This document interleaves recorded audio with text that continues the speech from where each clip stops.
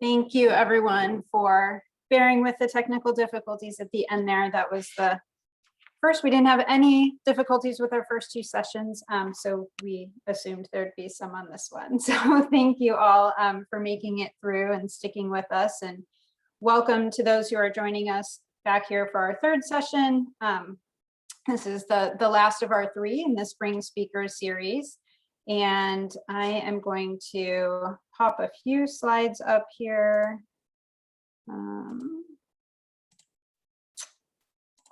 Get that on. All right, so I am going to do a bit of a welcome and introductions, and we'll move right into our panel since we're a couple minutes past the hour. My name is Athena Bertolino. I am the program manager with the Future Rivers program here at the University of Washington. We also have Dr. Gordon Holtgrave, the director of the program, on the call with us today, as well as Ben Packard, who's the director of Earth Lab, in which Future Rivers is housed. I want to start by saying that the University of Washington acknowledges the Coast Salish peoples of this land, the land which touches the shared waters of all tribes and bands within the Suquamish, Tulalip, and Muckleshoot nations. I'm personally, as most probably to all of you are, working from home right now in a slightly different neighborhood in Seattle on the homes and the home of the lands of the Suquamish, Duwamish, Stillaguamish, and Coast Salish. A few housekeeping things for the panel portion. You'll have seen that this portion is being recorded, and we will post the recording along with any resources that might be mentioned during the panel discussion on the Future Rivers website. I'll be sending out an email after the call today with that information, so stay tuned for that. And then the second thing is we highly encourage participation from the audience. I am super excited about our panel today, and I think we'll have an extremely engaging discussion. So please use the Q&A function on the Zoom webinar.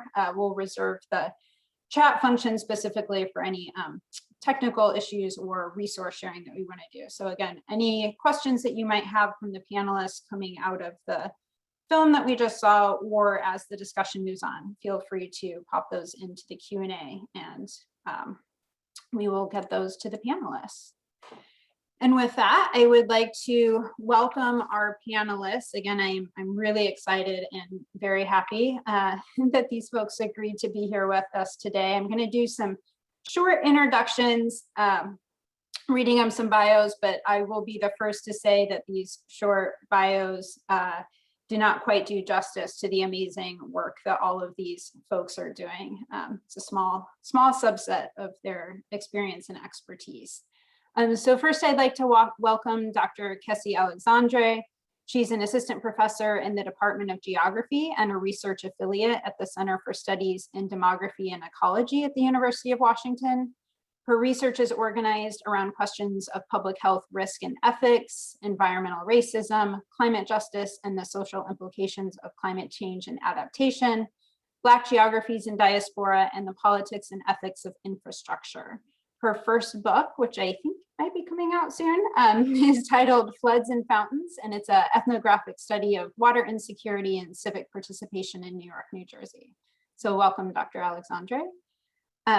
Then we also are welcoming Dr. Josh Goldstein. He is a senior scientist at the Nature Conservancy and is a secretariat member and director of the Bridge Collaborative there. The Bridge Collaborative is a global change agent driving a fundamental shift in how we think, plan, fund, and work across the environment, health, and development communities. He was also formerly an assistant professor at Colorado State University. And our third panelist, Dr. Karen Levy, is an associate professor in the Department of Environmental and Occupational Health Sciences at the University of Washington School of Public Health and an adjunct professor at the Rollins School of Public Health at Emory University. She heads the Levy Research Group, which focuses on research on the ecology and epidemiology of food and waterborne diseases and how climate and land use change impacts the transmission of these diseases from Mozambique to Ecuador. And then finally, our moderator for this session is Dr. Patrick Christie. He's a jointly appointed professor in the School of Marine and Environmental Affairs as well as the Jackson School of International Studies at the University of Washington. He's led an extensive body of socio-ecological research projects in the US, Philippines, Indonesia, and Latin America to inform the practice of marine resource management.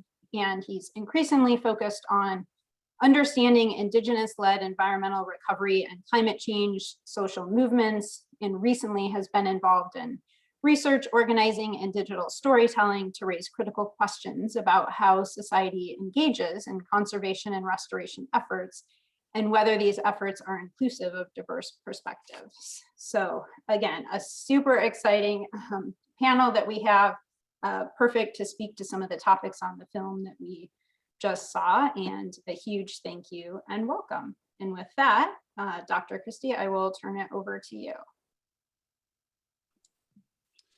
Well, thank you, Athena, for that generous introduction. And it's really a privilege to be here with everybody today. And yes, acknowledging that we are on Indigenous lands, and I think it's important to recognize that.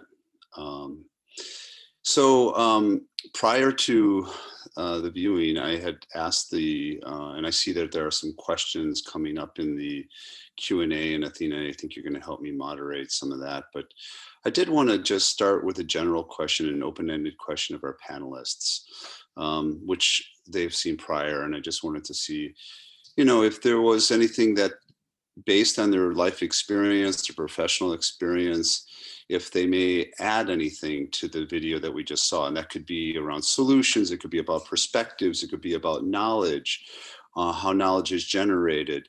I would just like to, start with just sort of what do they think, based on their professional lives and lived life experiences, they might add. And maybe I can just, if I might be a little more active in terms of moderation, I might just start out with Dr. Alexandre, if she'd be so willing to share with us some reflections on that. Thank you, Dr. Christie. Thank you, Theda, for a wonderful and generous introduction. So this was my first time watching the film, so I was sort of experiencing it in real time along with many of you. And I think where my attention, based on what I study, what I'm reading, and also thinking about, so we're still in the midst of a quarter, and so I'm teaching, and I'm thinking about the course that I teach on water and social power. What struck me is the ways that we were being given a number of, or being introduced to a number of conversations and a number of framings, but there are histories around those kinds of framings, those kinds of discourses, as we like to talk about them. And so even something like Day Zero in Cape Town, right? So those kinds of countdowns do a certain kind of work within governmental decision making and policy making, and that has a certain history, right? And so I had my sort of teaching lens on, and when I think about my courses that do touch on water, we try to think about contextualizing some of those discourses, or contextualizing some of those news news media reports. And also the other thing I was thinking about that again adds sort of that contextualization that I think can be really helpful for students is thinking about what makes something newsworthy and how we make things newsworthy. So my eyes were sort of tuned into how we produce this as a crisis, and what producing this as a crisis requires, what kinds of silences that requires, what kinds of images that requires, and how those images, how those silences are produced. So a little bit of meta sort of thinking that I might encourage students in my class. Again, I have my teaching hat on right now, as I just finished grading midterms. So that's how I was thinking about things. Thank you. So one layer might be contextualization and providing histories and frame that sort of embellish upon the framing. So Dr. Levy, do you have anything to add that you would say that when you reacted to this film, that sort of struck you as maybe that you might add? Yeah, so thanks, and thanks for the invitation to be here. I would say that, as a health scientist and epidemiologist, and somebody who studies water and sanitation, a lot of issues are related to access. So the presence of the water doesn't necessarily mean that that is going to lead to safe uses of water for human populations and equitable distribution of that water. And so we really need to think about not just where is the water, but also how does it get to support the uses we have for water, whether that be agriculture or industry or domestic uses. And that those are not distinct. So the other piece that I think is not really talked about at all in the film is energy and the water energy nexus, and how, getting water and getting clean water to people requires a lot of energy.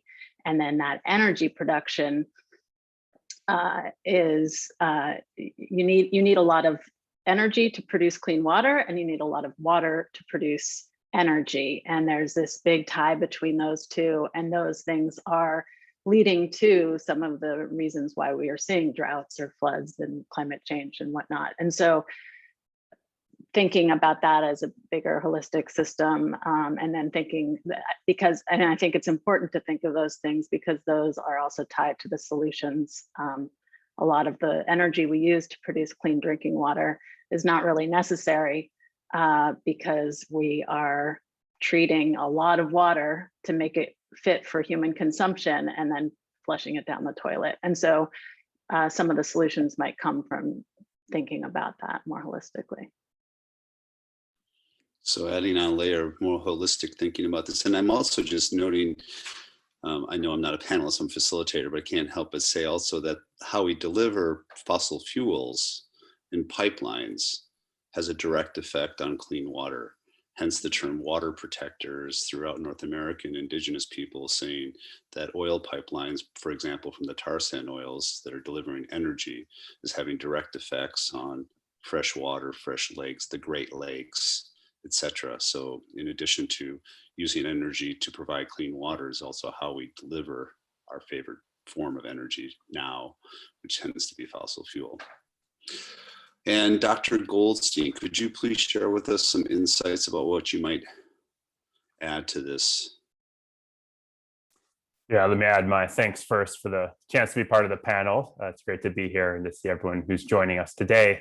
I also want to start by acknowledging I'm not in the Washington state. I'm based in Fort Collins, Colorado, and I want to acknowledge I'm living and working from the ancestral homelands and traditional lands of the Arapaho, Cheyenne, and Ute nations and peoples.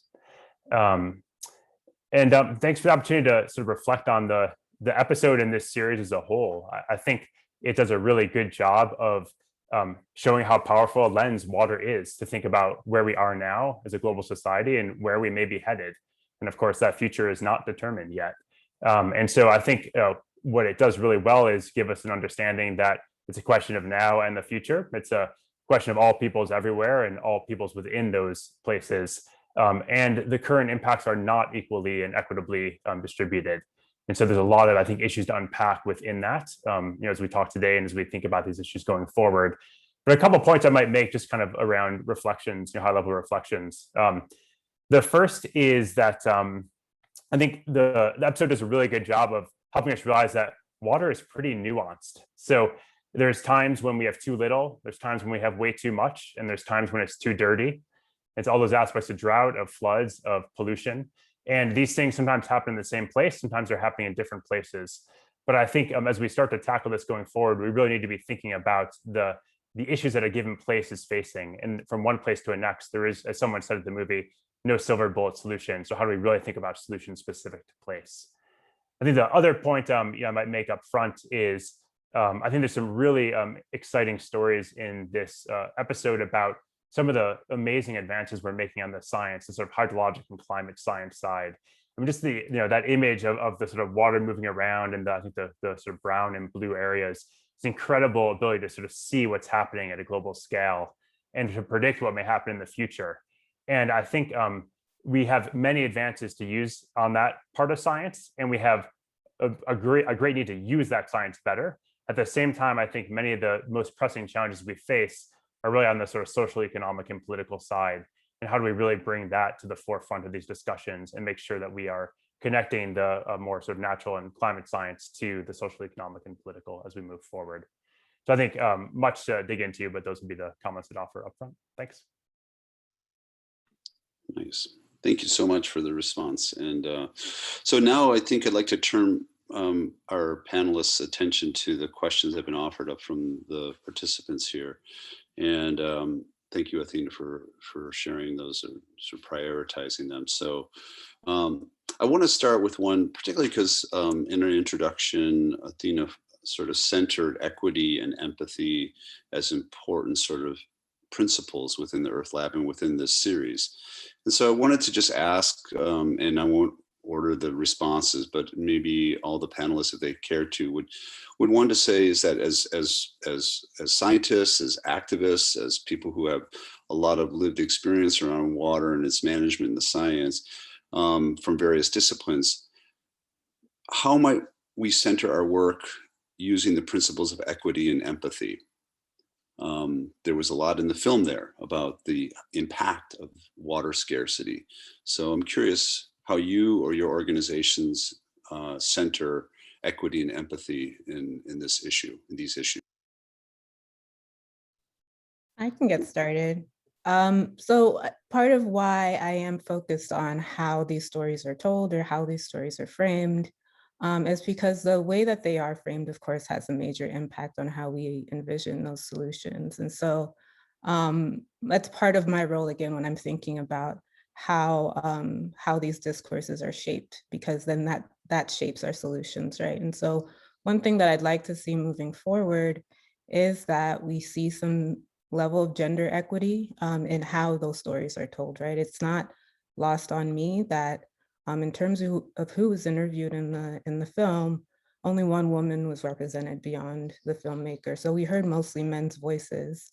And that doesn't necessarily reflect the kinds of conversations around gender and water that we're sort of decades into. So it's not the case that these conversations, women aren't part of those conversations or don't have something to say. In fact, they're more impacted by these issues globally than men are. We know that in terms of research on gender and water. And yet we don't see those voices elevated. And so again, looking to how the imagery, how the way that we frame the crisis impacts the ways that we think about solutions, I believe that the first step, and we've seen this before, there's evidence of this, that there is worth and there is value in elevating both men and women's voices and people of all genders' voices in these conversations, given that these issues can disproportionately affect women. I also noticed that in terms of some of the issues that were presented, I'm going to focus a bit on the Cape Town issue. We're focusing on white settler farmers in South Africa to frame the issue of water, right? And so this is, again, where framing the issue then leads us to particular kinds of solutions. So if we're not including Indigenous Africans in our conversations about water issues, drought in South Africa, that leads us to a particular kind of issue. So those are only two of concerns that came up to me. There are several that we can think about. And rather than sort of focusing on a critique of the film, I'd like us to sort of think about moving forward, how do we shape discourses so that they can then shape solutions that we see as equitable? Okay, well, I'm going to circle back around to you about some of those sort of constructions, but thank you for those comments. Does anyone else like to remark about the centering of equity and empathy? I think, I think Dr. Alexandre put things really well and would mostly just reaffirm and sort of echo those sentiments. And I think it's really important. And I think we have some real work to do in the conservation sector to sort of own that piece of it with myself and my colleagues and others, that we really need to be empowering those who live in a place, and it's men and women and it's other aspects as well, to really be able to tell their stories as they are to them and that are true to their lived experience. And that really should be a core fundamental of how we approach any project, any strategy, any work we do in a place. And I think that that's something that we are working on, and also have a lot of work to do. I think there has been times when groups come in and we have a solution, and here's why. It's sort of selling mode, and here's why it's going to work. And I think we really need to be in a place of sort of co-learning and co-understanding and figuring out how the puzzle pieces fit together to drive the best solutions to water. So that would be the piece I'd add. Thanks. I would go in just a slightly different direction. And so, when I think about water, most of my work, as I said, is more like an access to water and sanitation and hygiene. And everybody wants to turn on their tap inside their house, open up their tap, and be able to drink a glass of water that they feel confident in and that is safe to drink. And I think there's a bit of a catch-22, because the way that we do that in this country is so resource intensive, back to the comments about energy. And it's so, it's just not a realistic solution to, if we built the kinds of treatment plants we have here and implement that everywhere, then we would have more sustainability issues. And so I think the real challenge is to try and understand what kind of, rather than exporting a particular technology and thought about how we produce this resource in a safe way, what are the ways that we can think of new technologies that can kind of leapfrog? A lot of people never had a landline phone, and then leapfrog technologies to get to cell phones. How are there technologies that we can be exploring, and where we should be putting our resources into sort of the development to find solutions that are not that are still creating that ultimate solution of being able to turn on your water and have a safe glass of water to drink, but not necessarily being reliant on large treatment plants that are incredibly resource intensive. And so I think that's where the real challenge is, as I see it. Thank you. So those are all very interesting responses, and I appreciate the frankness here and the kind of conversation. And I'm going to ask a sort of a frank question here, which is that when we look at these kinds of narratives, and I work a lot in fisheries, and there's a well-worn path in how we describe the crises in the ocean. And one of the things that's interesting to me, and I don't mean to, this isn't a film criticism class, but stories matter, and how we frame issues matter. And I really appreciate the honesty in the panel. So the question for me always is, why? Why do we continue to frame these questions or these stories in the same way? Why do we keep going back to the same experts?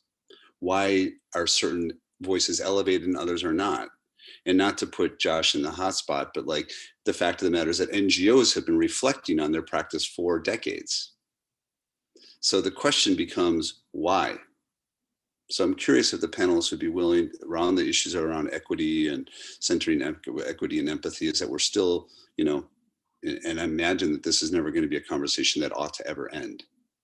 But the question is why? So does anyone want to respond to that? Sure, I'll jump into the question of why. I think the film kind of answers that, right? So early on it says, or the filmmaker says pretty early on, instead of politics, let's talk about water. And there it sort of betrays that there are ways that we depoliticize the story in order to make it an approachable story or an actionable story.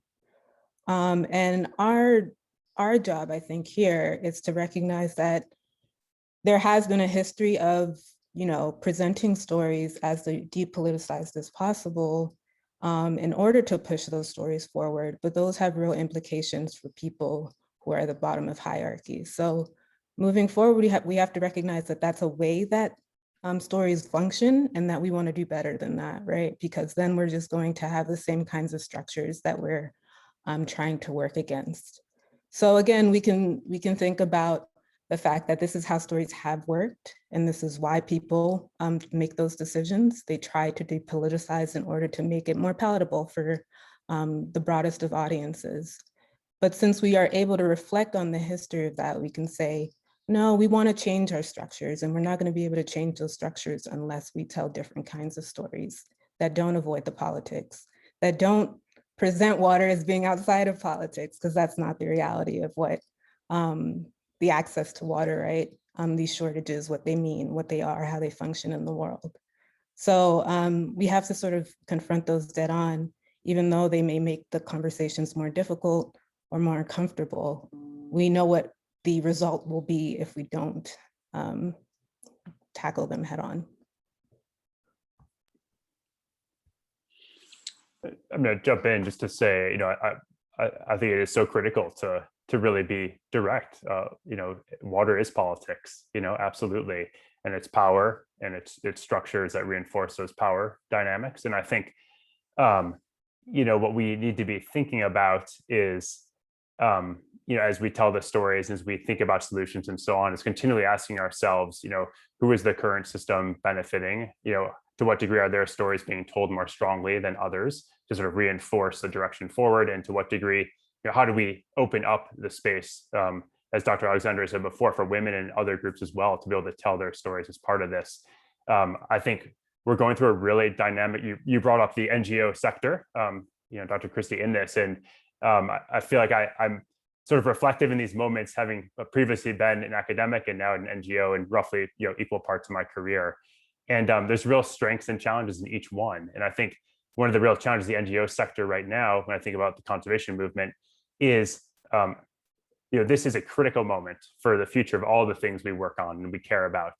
And how do we maintain the connections to those who have been part of the movement historically, also recognizing those who have not been part, and in some cases sort of actively or whether intentionally or not, sort of been crowded out of the movement, and create space and be able to have sort of this multitude of stories at the same time. But in particular, making sure that those stories that have not been heard are becoming prominent and told in their own voices. And I think it is an exciting and challenging time to be in the NGO sector, trying to balance these issues. And I think it's, I actually was reflecting, this movie, or the episode is, I forget how old, but if it were being remade today, would it be told the same way or would it be told differently? And I won't answer that. I don't know what I think. It could be either one. But I think even in the last year, a lot has changed. And I would wonder what would happen if this episode were being remade, right at this moment, what stories and who would tell them. That's actually a great segue into my comments, which was going to be on that these broader narratives are so critical and need to be there as the driving force in changing those. And then that trickles down into very structural, systemic things that lead to the decision to, to give a grant to so-and-so because they've, been able to produce their audit document in a way that a US institution is willing to accept. And, these like very tiny things that are like systemic that we don't even realize are driving who ends up having a voice. And so the bigger narrative construct then can trickle down into very small changes that actually facilitate different people being able to be at the table. So it goes at these different kinds of levels. Thank you. Yeah. Well, of course, we're all listening to the news in Israel and Gaza right now. And so I'm pretty sure the story would have changed if it was made today. And of course, we all recognize that in Gaza right now, there's, very limited, these politics are very much part of that and that current crisis right now. I'd like to segue, there's a question that came up that has to do about how decisions are made with regards, if we're living in a world where water is increasingly scarce and that water has to be allocated across various users, farmers, cities, individuals, wildlife. drawing from your experiences in the particular places that you all work, and given what was just said about stories and who has influence and who's at the table, that's grounded to some degree in storytelling. I'm curious if you could remark about your experiences with water allocation questions or allocation processes, and whether you feel those have been particularly functional, have they been equitable, and whether you have some practical recommendations for, maybe in a particular context, how it might have been improved. Would anybody like to start us out there? I just have a one-word answer, which is politics. Going back to Dr. Alexandre's original or previous response. Oh, we've lost. Oh, we just lost somebody. Oh, geez. Go ahead, Josh. That's I might a short answer. Jump in. I mean, I think there's a couple of structural challenges here, and one is that so it's difficult. Water is local and regional, as opposed to climate, where if you reduce a unit of greenhouse gas in one country, it benefits, no matter where that is, it benefits the whole planet, and vice versa. But recognizing that, I think a few real challenges here is that many decisions are made within reasonable silos. And so it is one city pitted against another, or a farm pitted against a city, or it may be, as often in the environmental sector, trying to find ways to, maintain water flows through rivers. And I think recognize all those things happen for a lot of historical reasons, because of how government agencies are set up, how the NGO sector is set up, how academic research is set up, and so on. And I think, one of the real sort of innovations that's needed is around governance and financing. And so we need mechanisms that bring the right groups together to align on a shared understanding of what success looks like in a given place, and to make sure that there isn't, that governance, that collective, includes the major representatives of the major groups that need to have a seat at that table. It's much easier to say than it is to do in practice, for sure. The other piece, though, is we need a sort of resource engine behind that to be able to do the work. And it's far more than just a funding stream per se, but finding ways to actually internalize all these values, whether it's in the price of water, or whether it's in other mechanisms that allow that governance mechanism, and then basically the process of decisions over time to play out, is really critical. And so there was, the New York City example. I wish the episode there's either episode 4 or more time to solutions in this, but they alluded to the New York City example. And I think that's part of a broader family of types of mechanisms where we're really seeing people come together around these collective governance mechanisms, where you have agriculture, you have urban, you have environment, you have other sectors coming together for shared management, even if it's not the norm. I'll mention one last thing here, that in Brazil, there's some interesting, one of the challenges we often see is that the sort of watersheds and sort of the ways in which water flows through a landscape is misaligned with our political structures. And one thing that Brazil has done is actually find ways to align that the more focused around watershed management associations, and aligning sort of the political and economic sort of mindset with the sort of physical and the natural, that in terms of how water flows. I think that's one example of a kind of innovation that could be more broadly useful. Thank you. Welcome back, Dr. Alexandre. So there's a couple of things that come to my mind, and I want to get to another question that came from the field, which has to do with knowledge. And I mean, as a person who is a sociologist, I study governance and how processes work. And I know in the ocean realm, there's been moves towards improving the integration, the socio-ecological, more and more focus on governance. What does it mean to govern a system well? So my question is to the panelists is, are you encouraged by where the work of scholars is headed? Is there increased integration across disciplines?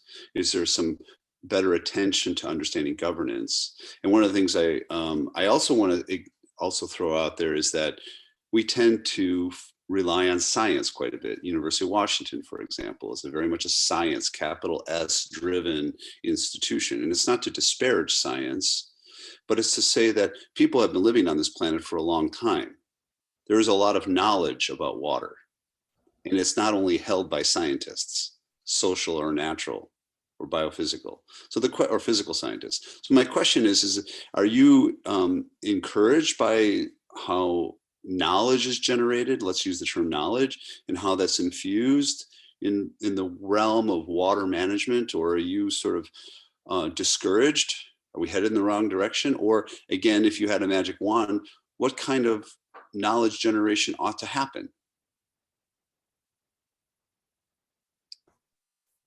I'll try to answer that based on my observations. I'm like many people, I'm sure, I'm ambivalent, right? I'm sort of waiting to see what direction these conversations go. And to ground that a little bit, I'm thinking about these conversations in terms of urban stormwater management. And in the state of New Jersey, where I've done some work, there has been a push, and this is sort of part of stormwater regulation now, there has been a push to have a community participatory sort of component to all stormwater sort of treatment or stormwater management. So as part of getting getting permits in order to manage CSO systems and separate sewer systems, water treatment, stormwater treatment facilities, stormwater management facilities have to meet a community participation component. So where the discouragement comes in that, so one is that, sure, that means that people have to be consulted, have to be heard in order for that component to be met, in order for those facilities, those organizations to, or those governments to have their permits. Where the discouragement comes in is that what does it look like how much value is put on that community input, right? So is it a matter of having those meetings, having those town hall meetings, and sort of being able to tick a box, which, you know, we've seen this in terms of a strategy for many years now within local governments. Are they sort of holding meetings just to sort of tick that box and be able to get their permits?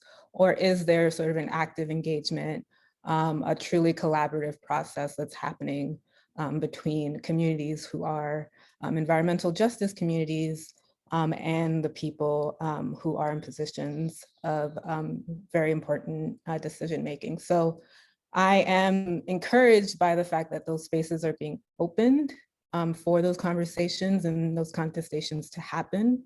I am keeping my eyes open. Input is being integrated into some actual action and actual policy.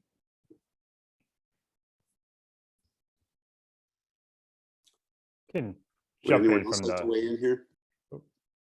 I'm just going to jump in from just sort of the NGO science perspective. And, you know, I think one thing that's clear to us at the Conservancy, and I think other groups as well, is, you know, the kinds of issues we're working on are so connected to many other sectors and many other disciplines that we are to some degree trying to build in-house expertise, but we're never going to be able to do that fast enough or deep enough that, you know, we need to double down and triple down on how we build more effective partnerships that really service, you know, action, you know, when we're working at a real local field level, that it can empower the work there, but also as we move up to sort of, you know, regional and global levels as well. And I think that's a real active space right now that, you know, for example, we at the Conservancy right now are really reaching out to partners in the wash sector and really trying to figure out how do we develop effective partnerships, again, from local up to global, that can help support each other,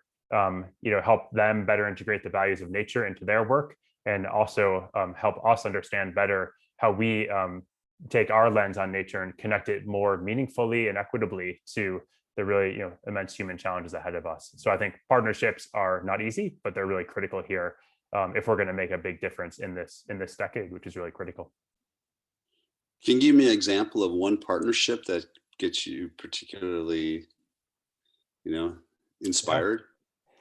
Yeah, I mean, I'll stick to the wash sector here, and I guess give a real shout out to our partners at Water for People, a group where we're exploring work in Malawi, where helping to bring together, as I was describing before, sort of partners from government, from nonprofit, from civil society, and others to be able to help manage the increasing pressures on the source water areas that feed into the city of Blantyre.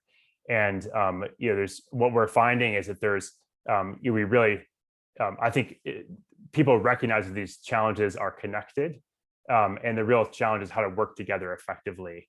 And I think it takes curiosity, it takes empathy on all sides, it takes a real commitment to sort of patience and being willing to sort of take steps together. And I think iteration to take a step, learn together, pause to reflect on what's going on, take the next step, and so on. And so I think that's I think we're really working on that type of effort. Right now it's small scale, but I think the idea is to try to learn from a few particular places, then ask the question, how do we start to bring this to a bigger scale if we can? So not easy. Partnerships are not easy and they take time. But I think for me personally, it's where I get most excited in the work that I'm doing. Cool. Thanks. Dr. Levy, do you have anything you'd like to? I don't mean to call you out, but I'm curious if you have something for us.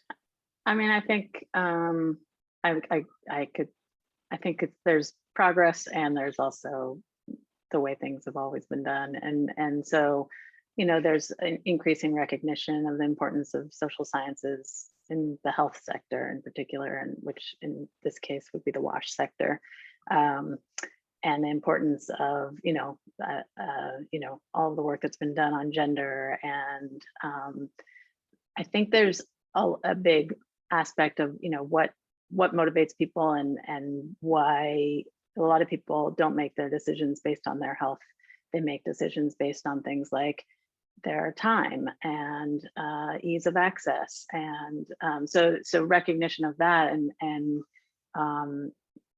using what matters to people in their daily lives and listening to that. I think that's where the real opportunities lie. And then at the same time, there's also this, in the sector, there's very much reliance on sort of technological fixes. And I mean, COVID is a great example of this playing out, in a different health area, where clearly we see the importance of human behavior, and that has been critical. And so there's a recognition of that, there's some ignorance of that, and then there's also some technological fixes, vaccines that are kind of the seen as the silver bullet, but there's still all of the social issues and behavioral issues that lead people to make the decisions they do outside of those technological fixes.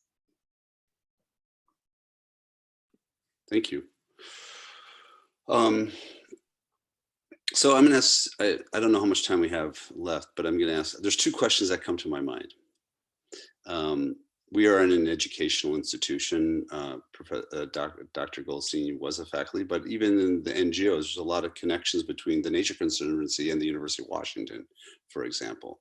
And so my question is I teach undergrads, I teach grad students, and my sense is that in this current moment right now, people generally are pleased with the education that they're getting at a place like the University of Washington, but sometimes they see it as inadequate. I'll just be very frank.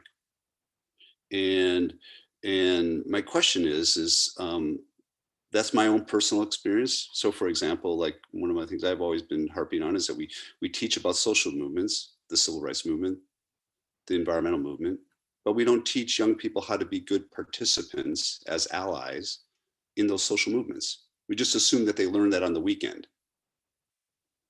And that's not adequate. So that's one thing I would offer to answer my own question is, are we educating the next generation adequately to deal with the severe crisis that's at hand? And what might we do better as educators? And it could be conceptual, it could be skills, it could be ways of thinking. I'm curious what the panelists have to say in regards to educating the next generation. Anyone like to take a crack at that? I guess I'll go back to sort of, we were talking about this the last part about the technological fixes and this, social awareness of humans and how they behave. It's not to say that technological fixes are not important. That is really important.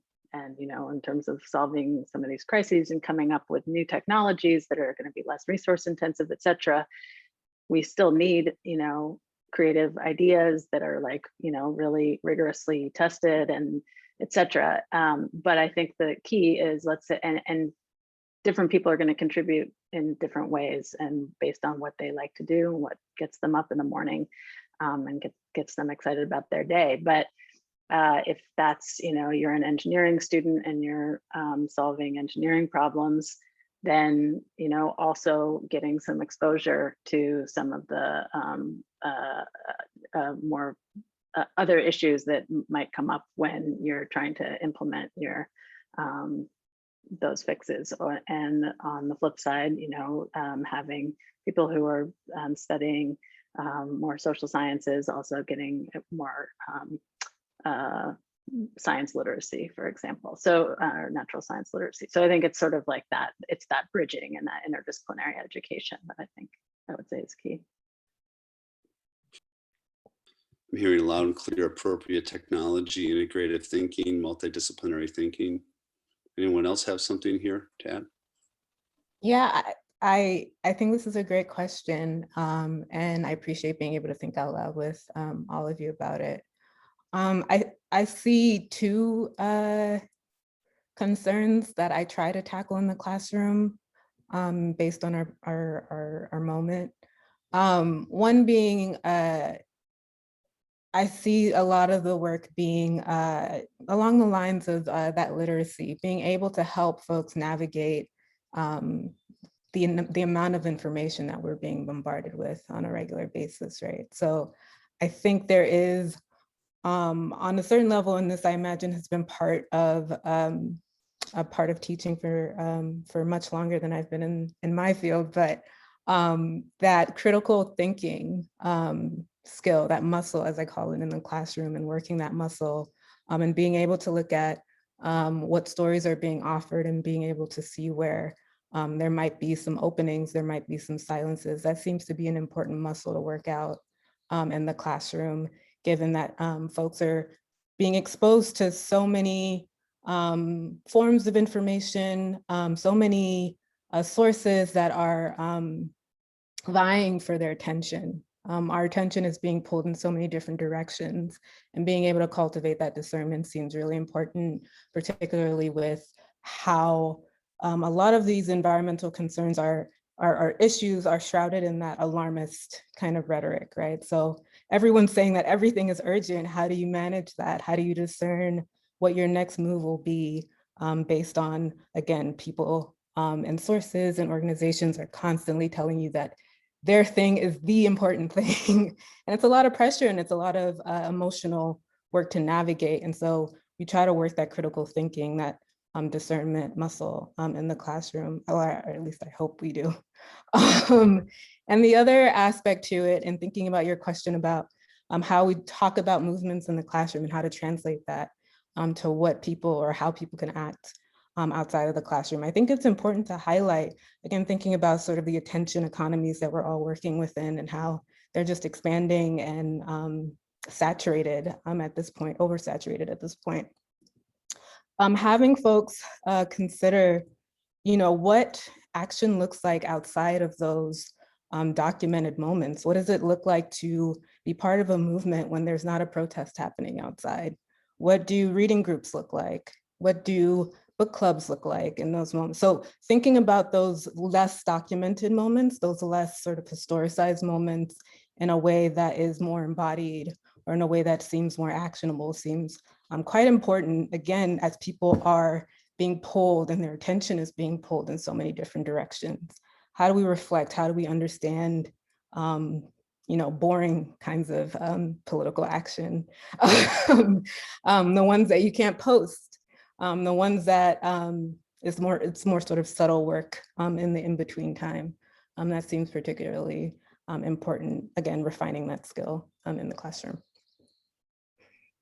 Reminded when I asked my students, I was teaching a course in the Jackson School about climate change, social movements, and I asked students to whether they would self-describe as an activist at the beginning of the quarter. And out of 15 Jackson School students, 0 at the beginning of the quarter self-described as activists.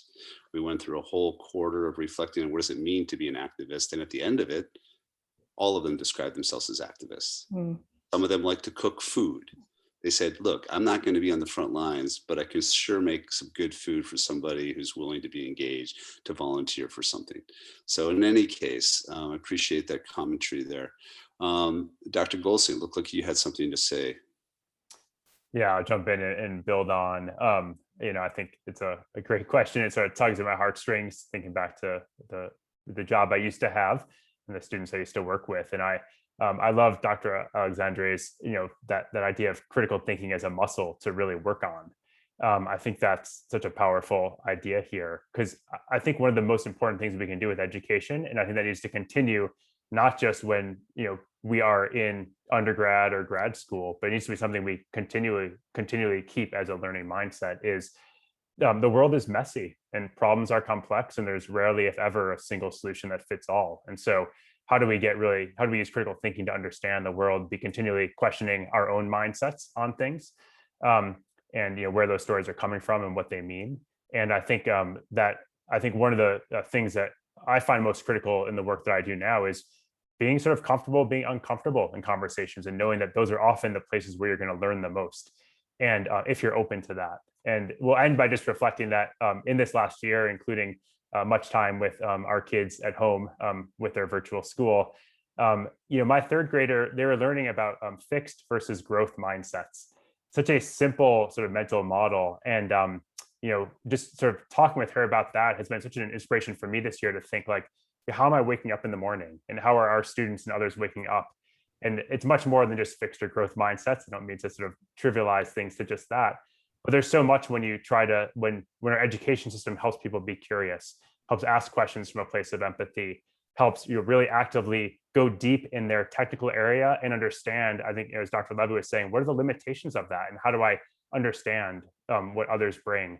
Because I think anytime you talk to someone outside, whatever silo or bubble you happen to be in, you learn a lot. That may be challenging, it may be uncomfortable, but it's often a place of great learning. So I think I'll end there. Thanks. Okay, we're getting close to the end of the time available. I did want to end the panel on an up note. And so I wanted to ask each of the panelists if they could just in a very pithy way, just say, what's one inspirational experience that they've had in this realm recently? Just a vignette. What are you inspired by regarding water these days?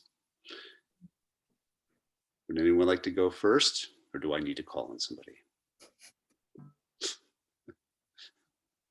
I can jump in. So much of my, you said recently, so I'll honor that in the answer. And, so much of my last year has been very close to home, quite literally. And where we live here in Fort Collins is very close to the Poudre River, Cache the Poudre River, which is the main river running through town. And I've had a year where I've been able to be much closer to the rhythms of that river than ever before. And I've been able to see it flooding and expanding this time of year. I've seen it be incredibly small flows in the winter. I've seen just the incredible ways that people have flocked to it, especially in a year when other things weren't possible, and enjoyed it in all different kinds of ways, from huge barbecues to fishing to all kinds of things. And that's been special, and I know it's a little bit different than sort of the water crises and the framing of the episode, but it's been a very human experience for me, and a feeling of connection to the people that I live with. And I've really appreciated that, probably one of the most things of the entire year. So thanks. We all need to regenerate. All right. Anyone else want to offer an inspiration? Dr. Levy, please. You stumped me. Not that I haven't been inspired, but not of inspirations. I think what's the right thing to say. I'm going to talk about a chapter that I read. I mean, it's related to a comment I made earlier. It was a chapter that I read. I was reviewing this book for it's a whole edited volume, and I was reading this book, and I saw you know, the list of authors, and all of those authors were talking about situation in low income settings, and none of them lived in low income settings except for in one chapter. So that was the first thing I noticed. And then when I read that one chapter, it was like a really inspiring chapter where they talked about some of the stuff I was talking about earlier, about not just thinking about health outcomes, but thinking about time to collect, how long it takes, and the human experience, and just sort of that just triggering, you know, a lot of thoughts about how those voices need to be lifted up and listened to. And so I've been thinking a lot about that one chapter. So that experience, I guess, was kind of inspiring. And hopefully we're moving more, a lot of the conversations we've been having at the university as a culture, like at least are maybe pointing in the right direction of an acknowledgement of the importance of those voices. And just one more quick remark, Dr. Alexandre, would you take it home? Sure. Some recent events that, given that we're in COVID times, I haven't really been able to go back to my field site back in Newark, but I was excited to hear and inspired to hear that. Given the lead crisis, the water, sort of lead contamination of the water in Newark, the city is moving forward with replacing lead service lines. And I recognize, based on my time in Newark, that is the product of so much organizing, both a very sort of public, very sort of postable organizing, but also a lot of sort of behind the scenes organizing. So I'm grateful that folks are able to sort of see and reap some of the wins and the gains of a lot of that heavy work. Thank you. So I just want to close, and on behalf of the panel, we do want to thank Athena and the Earth Lab for giving us the opportunity for spending some time together. So Athena. Yeah, and thank you all. Thank you, Dr. Christie, Dr. Alexandre, Dr. Goldstein, Dr. Levy. We really appreciate having you. This was a fantastic discussion, as I had anticipated, so I hope everyone enjoyed it. And again, we will post the recording of the panel discussion on our website. If any of the panelists or any others have any resources they want us to share along with that touch on some of the topics, by all means, go ahead and send those to me and we'll get those distributed. I did want to note that the Future Rivers film series is showing a film called River's End, which touches largely on taking deeper some of the things that came up in the film around aquifers, particularly in California, but also related globally. And I have that up on the screen right now. If you're interested, you just sign up and you'll get a screening link to watch at any time the next week on your own time. So I'm excited about that. And coincidentally, I will just make a note, I've been filming or screening a lot of films to present in our film series. And I just recently responded to one of the films that I had screened and said, topically, it was super interesting and definitely connected to our work, but I was not open to screening it because it only centered white male voices in the film. So I think some of the discussion points that came up around this are completely relevant and definitely continue. So we'll all try to do our part to break down some of those barriers. So thank you again. Thanks to all of us who joined for all three of our spring speaker series. Again, this was our last one. So we hope to see all of you at a future Rivers event again soon. Thank you. Thanks, everyone. Take care. Thank you. Bye now. Be safe.